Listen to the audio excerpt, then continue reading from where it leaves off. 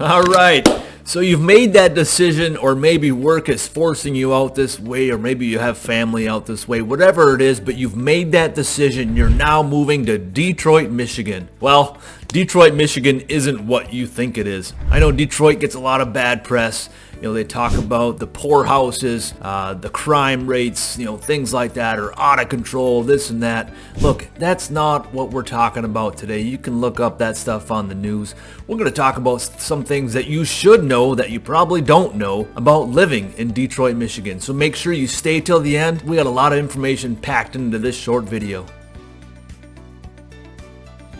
And first up on that list is the lack of fences and sidewalks. This is one of the top questions I get for any of the homes that I've got on the market, or some of my clients that are coming in and looking for homes. They're like, well, hey, where's the fences? Where's the sidewalks? And another thing I don't have on this list is a lot of these places are in HOAs, so they have a lot of regulations that are not allowing fences. So a lot of these folks that are wanting these fences for dog runs, or just fences to keep their dogs or kids or whatever it might be inside the yard, a lot of those places don't allow it. What you can have, and it's more of a legal thing, is fences around your pool. But a lot of people are looking for fences for privacy, and you got a lot of these homes that are in the city. They might not have the fences to allow that privacy. Now, you might have some of the older homes, into Detroit and some of the other suburban areas that are built in the 40s, 50s, 60s. A lot of those places do have some fences. They do have some sidewalks. But a lot of these places, as you kind of go out into the city, or out of the city a little bit into the metropolitan area, even into Livingston County or Northern Oakland County, or Novi and stuff like that. A lot of those places, they don't have a lot of, they have a lot more HOAs, and there's not a lot of fences in these homes or around these homes. They don't have a lot of sidewalks. I do talk about on a lot of my other videos, we talk about some of the nice neighborhoods, like Troy, for instance. They are well known for their sidewalks and well planned out streets, for activities like walking and biking and stuff like that, so you can let your kids kind of roam. But there's a lot of neighborhoods that don't allow the fences. We're like a little bonus here, right? We talked about the HOAs. A lot of these places have HOAs. So with those HOAs, not only are you not allowed to have fences on some of those places, or if they do allow fences, you have to have black or white, or whatever it might be. You can't just have a cheaper chain link fence. A lot of times, if you have a motorhome or a trailer or something like that, or a boat, right, heck, maybe you want to go fishing a lot, you might not be able to park those boats into your yard, and you got to find storage. You got to park them into your garage. A lot of places you can't park your vehicles in a pole barn, those kind of things, where you just don't have that access. That's why you have to reach out to the #1 relocation team in Southeast Michigan, living in Detroit, Michigan team. What I'd like you to do right now is comment down below.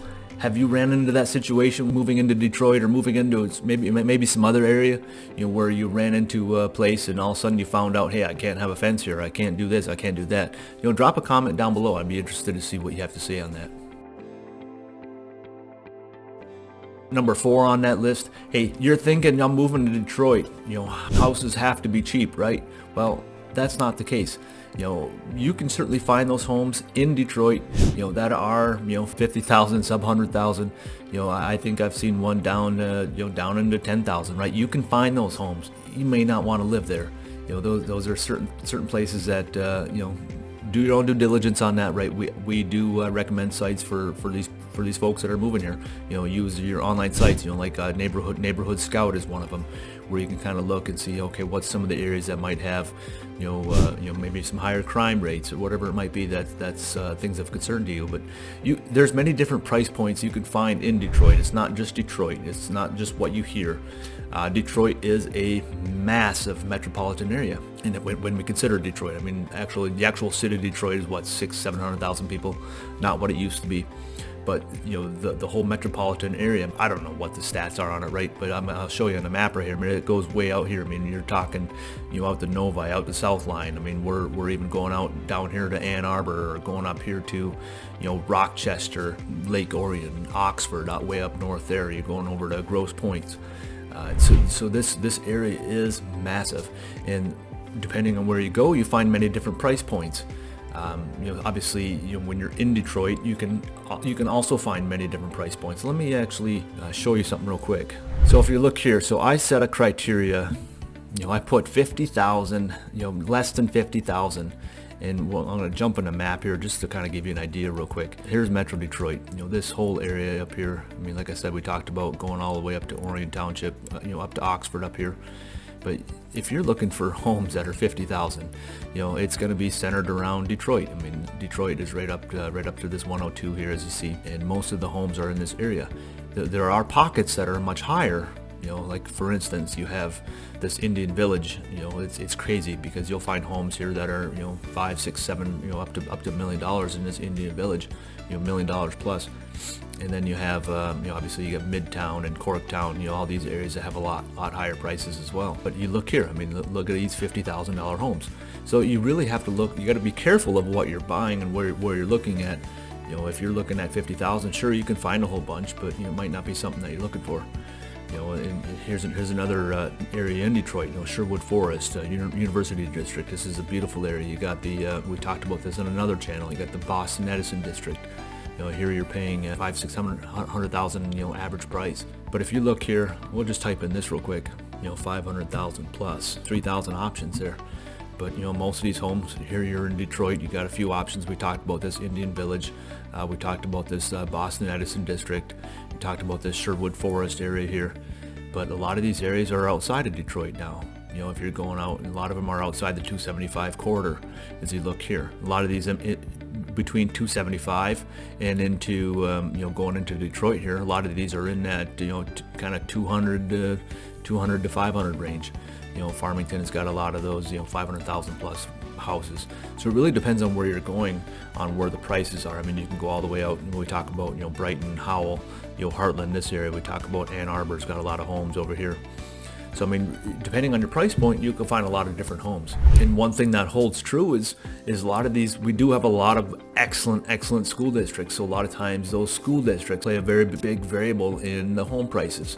One side of the street it's Plymouth Canton, the other side it's Wayne Westland, and those prices will vary depending on what side of the street you're on.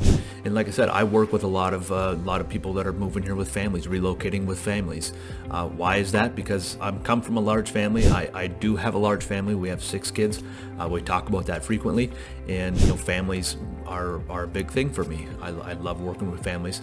Don't get me wrong, I like working with folks that are upsize and downsize, and I do work with them all. But I do have a special place in my heart for working with families. That's why you need to reach out to us. We are the #1 relocation team, for families moving to the Detroit area. All of my contact information is down below. We're not going to sit here and plug that all day long. But what I would like you to do is make sure you hit that like button. What that does is that really helps our algorithm, helps people see this content so we can get more out there. Drop a comment down below, where you're moving from, what areas have you been considering in Detroit. I'd really like to know of some of the places that you've been considering, or maybe places that you've moved from. I'd like to hear your input on that. Another thing we'll touch on is the taxes. I do have another video, it's up here somewhere, we're talking about the different taxes. It's an exciting video, right? But taxes, it's not what you see when you're looking online. If you're looking online on Zillow or Realtor.com or whatever it might be, those tax prices are going to be very likely considerably different than what they are when you actually buy your house. And that's another thing. That's what I go into on that video, so you can certainly look into more detail for that. But yeah, I mean, if you're looking on those websites, you might not know. You might think that, hey, my taxes will be locked in at this price, and all of a sudden you move in, your taxes have jumped. And the other thing, it really depends on, maybe you're looking to move to a certain school district or whatever it might be, but maybe you start your search, you're looking into the city or into the village, and you realize, oh, well, I can't buy this house, or I want to buy this house because it's cheaper, but then you don't realize, hey, the taxes are way higher because I'm in the city or I'm in the village. And if you move outside into a township, your taxes will drop considerably. So those are things that you have to consider.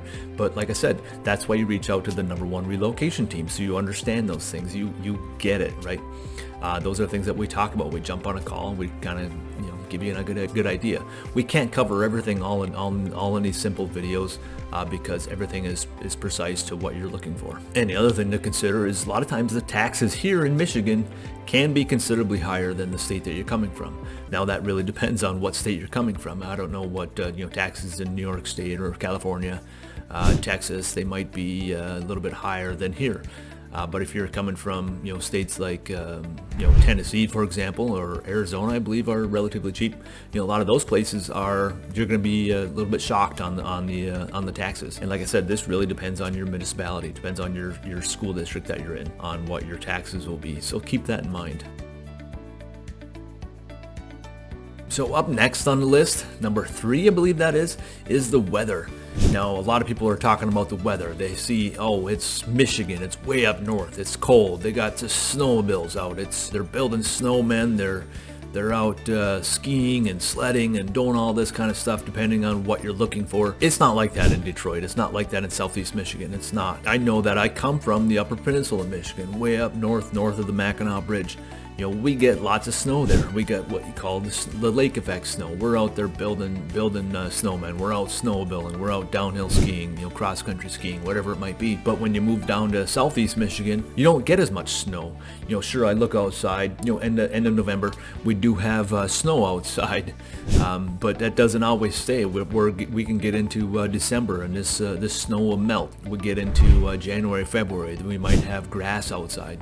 I have a shovel. Obviously I have a shovel. I have a snow blower. My neighbor will help us. We have a wonderful neighbor. He's a farmer. He's like, well, I've been plowing this driveway for 40 years, and he's like, well, why would I stop now? So our neighbor goes out and will plow our driveway. When he does that, it's literally like 3 or 4 times a year. Right, so I mean, you're really not dealing with snow a lot. But one thing you should know is snow and ice, right? You get that we do get a lot of the winter weather, so we do get a lot of ice. You got to be prepared for that. We get a lot of aggressive drivers around here, so when you get that with the winter roads and people not planning out their day a little bit and trying to rush into work, you do get a few more pileups, a few more accidents of people bumping into each other because they weren't ready for the cold weather. So that's one thing to be prepared about. Now, don't come here. I mean, I don't know if you're looking for the snowmobiling, looking for the skiing. We do have a couple little hills per se that you could go skiing, or they do make some snow in some of these areas, for skiing or cross country skiing or whatever it might be. But don't expect it to be a winter playground. I mean, a lot of times we like to build an ice rink, but that ice rink doesn't usually, we don't get a lot of use out of it because the weather isn't really cooperating. Now, it's not all about the winter. It is Michigan. We do have the 4 seasons, right? We have summer, we have fall, we have spring, we have winter. So we do have all 4 seasons. That's why a lot of people love coming to Michigan. The summers are, for the most part, they're somewhat mild. We do. It seems like it's been more mild as of recent.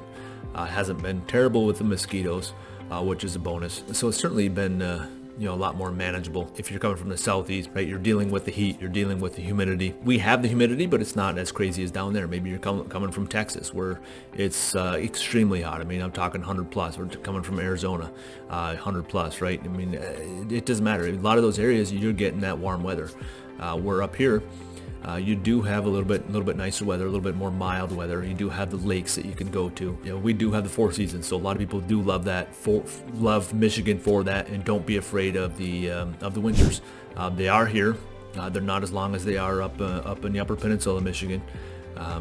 But yeah, we do have winter, so be prepared for that. These numbers aren't really exactly in order. It's not of importance or certain things you have to know more than one more than another. Last one on this list is fairly broad. I'm going to kind of lump a few things into this one, and that's going to be transportation. And when we're talking about transportation, that includes both public and private transportation. Now, public transportation, we don't have a lot of options for that. I know I've spent some time, going down to Boston, where they got the trains going into the city, or they got the subways, or whatever it might be. Detroit, we don't really have that. The Motor City, and we just have a lot of cars on the road. There are a couple of options, downtown, but it's not a lot of times it's more convenient just to be driving. If you're going downtown, there's a lot of different parking garages, parking lots that you can go and park in. So that being said, if you're coming to Detroit, you're coming to Southeast Michigan, you will need a car. Kind of a side part of that, if you're going down to, say, Ann Arbor, I know we cover Ann Arbor in a lot of these videos. Ann Arbor, if you're actually downtown, it might be a little bit different, it's a little bit more walkable, but for the most part, if you're in Southeast Michigan, living in Detroit, you're going to want a car because getting around is, you got to drive places. If you're living in downtown Detroit, maybe if you're just working right there, and if you're in a specific area in downtown Detroit, you have a lot of different bars, a lot of different restaurants, a lot of different entertainment right near there. Maybe you can get by without a car, but I would advise you get a car. But a lot of places, a lot of people I'm working with, they're not actually moving to Detroit. They're not moving to the city of Detroit. They're moving to the suburbs of Detroit. They're moving to the Novis, Bloomfield Hills, to the the Howells, the Brightons, the Ann Arbors, the Rochester Hills. You guys, I've been working with you guys. You're looking at some of these different areas, the areas that have, the standout schools or whatever it might be. In these places, you need a car to get around. And a lot of times, if you're coming here with a family, you probably need more than one car. Maybe you got kids that are starting to drive. Maybe you have 3, maybe you have 4 cars. I don't know what it is. So the other part of that is when you have more cars, your insurance is higher. In Michigan as a whole, we have high insurance. Welcome to this beautiful state of Michigan, where you thought you were going to save a lot of money, but you're really not. So we do have the high car insurance, right? So I do know some insurance people. We can certainly get you in line with that. We can talk about a lot of that stuff. That's part of our relocation program. Like I said, I work with a lot of people that will help you out. And look, kind of saving the best for last on the part of transportation is our roads, our Michigan roads. They are interesting. There's a lot of different potholes. There's a lot of different rugged parts of the road. So you spend a lot of time, and that's part of when you get into, I know I touched on this earlier, you get into the winter, people are trying to avoid these potholes. They don't realize the car right next to them is maybe just driving along, and all of a sudden you're ramming into the neighbor's car. You'll spend a lot of time avoiding potholes, avoiding rough parts of the road. You get used to that. Maybe you'll find some different routes going into work. I know they're working on it. There's a lot of, we joke about the construction season here in Michigan, but it seems like nothing really ever gets fixed. Part of it is due to the weather. You got the summer, right, where the roads are fine, and then now you have the winter where you spend this time of these roads, they're freezing, and then they're thawing, and then they're freezing, and then they're thawing all throughout the winter, where that puts a lot of wear and tear on these roads, and it starts to really crack them and put holes in the roads. So that becomes a part of it. And the other part of it, make sure you have, if you have a nicer ride, it's good to have glass coverage. A lot of loose rocks, loose stuff on the road that gets brought up into your windshield, so be prepared for that. I'm guilty of it, drive around with a couple of cracks in my windshield, just because you're kind of waiting for that next big crack to before you replace the window. Just part of life with kids. If you're there, you get it. I could really make this probably just a super long list of things that you should know before moving to Detroit. And like I said, I wanted to kind of leave out some of the more obvious things of actually moving to Detroit, of things that you can find just searching online. You can certainly find a lot of that stuff online. A lot of those interesting little blogs of people just trying to put stuff out there. I wanted to kind of give you more detail of the things that I hear on a daily basis of people that are moving here, people that I'm working with. That'll really help you guys out. So hopefully you found some value out of this. I'd love it if you drop a comment down below. Like I said, I would really love it if you hit the like button, hit that subscribe button, and hit that little notification bell to make sure you get notified anytime we put out new content. Like I said, we love putting out this kind of content. All my information is down below. Days, nights, and weekends, reach out to me, call, text, email, whatever is best for you. Travis with the Living in Southeast Michigan team. Until the next video, we'll see ya.